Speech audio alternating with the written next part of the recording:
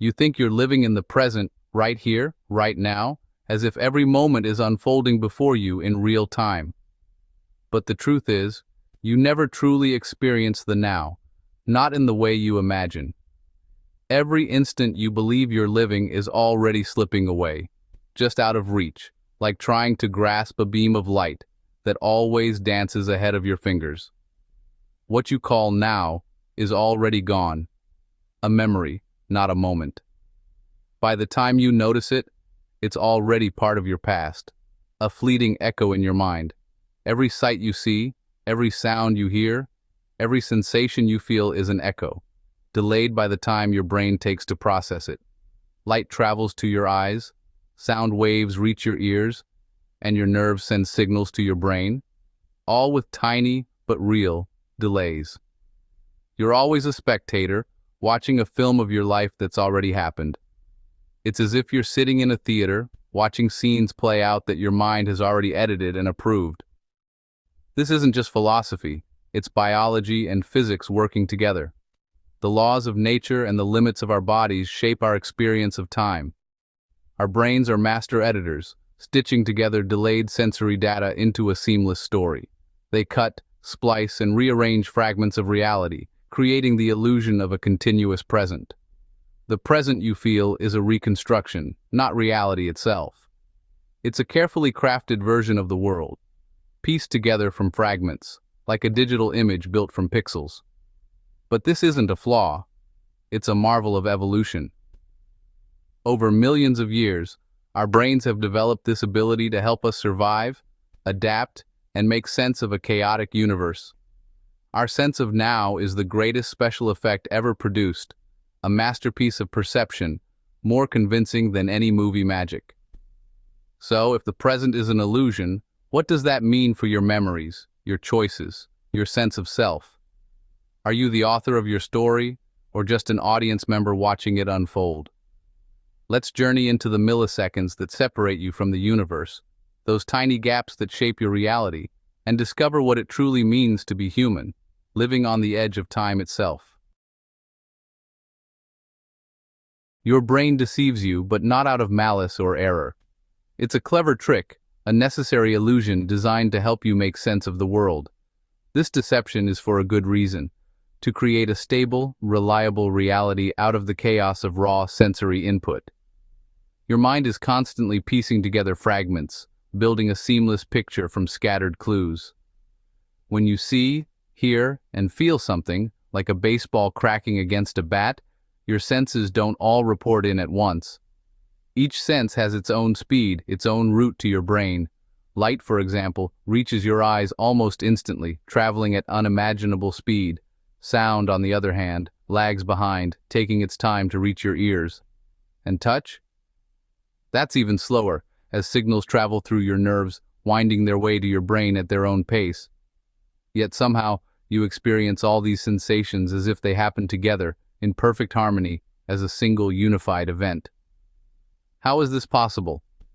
Your brain cleverly waits, holding back the fastest signals, collecting all the sensory data for about a tenth of a second before presenting you with a finished, unified moment. This means you're always living slightly behind reality, about a tenth of a second behind, to be precise. You never experience the world as it is, but as it was, just moments ago. This delay isn't a bug in your system. It's a feature. It smooths out the chaos, blending the jagged edges of reality into something you can understand and navigate. Without this built-in lag, your world would be a confusing jumble of unsynchronized sights, sounds, and sensations. Every moment would feel fractured and disjointed. Instead, your conscious mind receives the best edited version of reality, not the raw, unfiltered feed. It's like watching a movie with perfect cuts, rather than raw, unedited footage. Every conversation you have, every sunset you watch, every song you listen to is already a memory by the time you experience it. You're always a step behind the present. In a way, we're not true participants in the present moment, but observers of the very recent past, witnesses to what has just happened, never what is happening now. This simple hidden fact reshapes our understanding of free will, consciousness, and the very nature of time itself. It challenges what it means to be in the moment. The world you know, the reality you trust, is always a step behind. A beautifully edited echo of what just was, never quite what is. Your brain isn't just a recorder, it's a storyteller, constantly weaving the raw material of your experiences into a rich, ongoing narrative. Every moment, your mind is at work, not simply capturing reality, but interpreting and shaping it, giving meaning to what you see, hear, and feel. It takes raw sensory data and crafts a narrative, filling in gaps, making predictions, and connecting the dots. Even when information is missing or unclear, your mind invents details to create a seamless story, so your world always feels complete. The now you experience is the final draft, not the first take. Like a skilled editor, your brain revises and polishes each moment before you become aware of it, ensuring your perception feels smooth and continuous. To compensate for delay, your brain predicts what's about to happen, staying one step ahead so you can react in real time. This anticipation is so fast and automatic, you rarely notice it happening. When you catch a ball, your mind calculates and anticipates, syncing your actions to a predicted future. It's as if your brain is running a simulation, projecting where the ball will be, and guiding your body to the right place at the right time. This predictive power is a survival tool, inherited from ancestors who needed to react instantly to threats or opportunities. Their ability to foresee what might happen next helped them stay alive, and that same skill shapes your every moment today. Our brains operate in the background, shaping reality so we feel present, even though we're always a little late. The world you experience is always slightly behind real time, but your mind's predictions fill in the gap, making you feel perfectly in sync. The feeling of now is a collaboration between past and future. Your memories, expectations, and imagination all blend together, creating a sense of presence that is both rooted in what has happened and what might come next. Your reality is a simulation, so seamless, you mistake it for the real thing. The mind's storytelling is so convincing, it's easy to forget that what you experience is a carefully constructed version of the world. The mind creates the timeline you live on, stitching together moments into a continuous flow, so your life feels like a story unfolding, one chapter at a time. You're not just in the world, you're living in a story your brain tells. Every thought, memory, and sensation is part of this ongoing narrative, making you the main character in your own unfolding tale. Imagine watching a live broadcast that's actually delayed by a few seconds. That's your conscious experience. Your brain is the broadcast station, your senses the cameras.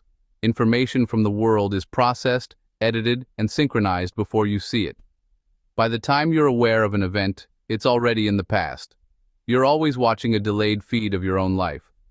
Sometimes, like seeing a batter hit a ball in a stadium, the illusion breaks and you notice the lag.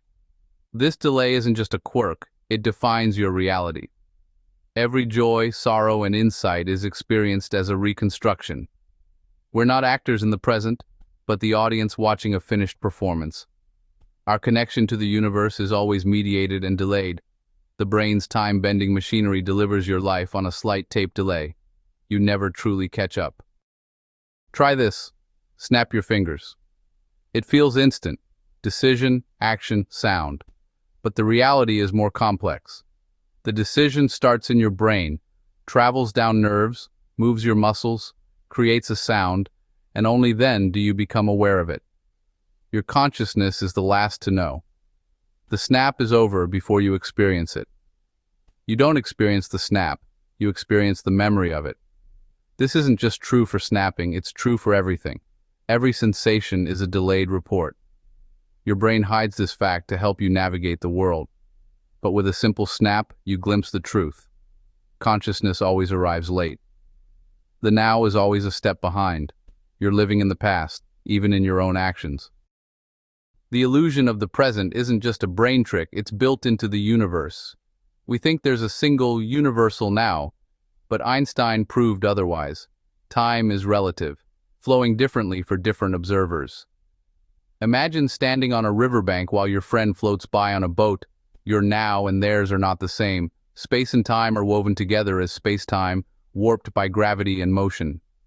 The faster you move, the slower your time flows compared to someone standing still. There's no universal now, only local, personal experiences of the present.